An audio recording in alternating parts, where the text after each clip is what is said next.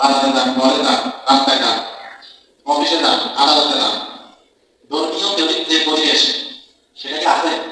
না। আমাদের মুসলমানের ছেলে মেয়েরা কি করে?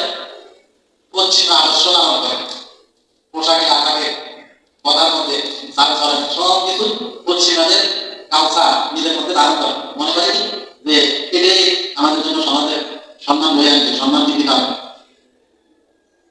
আসল নিশ্চয় সমাজের কসম, আল্লাহ বলতেছে ইন্না ইনসানা, নিশ্চয় মানুষ নাপিয়ে কসম ক্ষতিগ্রস্তের মধ্যে আছে।